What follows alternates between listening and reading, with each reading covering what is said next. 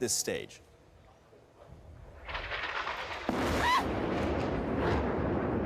All right, Yumna, please take cover. If you are in a position to do so safely, you can explain to us what we're happening. If you are not in a position to do so safely, then please get to safety. Years of unprecedented conflict. The occupation and many scenes remain the same. Young Palestinians throw stones at Israeli soldiers who respond with tear gas. Terror. Inhumanity. What led to the war? On October 7th, it was reported that Hamas, an election winner of Gaza, had launched a massive military operation into Israel. The US calls Hamas a militant group, but is that so? Understanding the cause of this outrage is very crucial before generalizing that what had caused such an immense exchange of blows from both sides. The Israel, Gaza and Palestine had a long-going heat that had only one fate: war. But in a war, there's no victor. There's loss of life and blood of innocent people.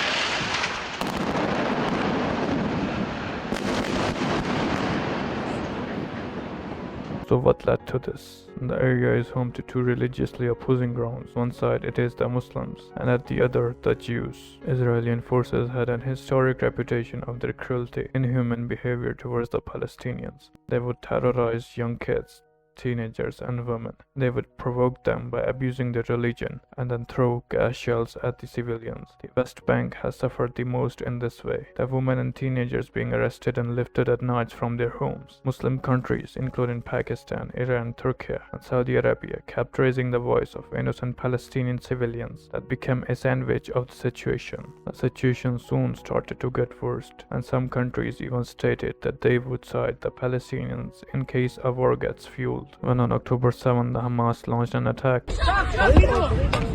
Israel did not set anything back, and why would have they? Hundreds and thousands of bombs and rockets have been exchanged till today, and thousands have lost their lives in the conflict. Some say that it is the US that kept funding the Israel militarily to keep its hold onto the Palestine. While the US claims that Iran has been funding the Hamas in the attack, it has never been made clear by the US leadership and can be considered a bare propaganda. However, Iran has been a good supporter of Hamas ever since, and there's also a good evidence to it. The Chinese and Russian leadership had also taken a step in support of Palestine and its independence. The Taliban government in Afghanistan has said that they are all-time ready to fight alongside their brothers, and also demanded to Iran to give them route to reach Palestine. However, though, the contract has still not been given light by Iraq. In short, the situation is very dire, and people are dying in thousands. If it continued and major world forces get involved in the battle, it could also lead to a devastating world war in which billions, if not millions, will lose their lives, and the world would no longer be a livable place. Let's just hope that the matter gets settled before such a catastrophe happens, and that the major world countries' leaders would think better of their people rather than power and politics. So that was it. See you guys in the next video. Hopefully when things get organized and settled down. I'm out. Peace.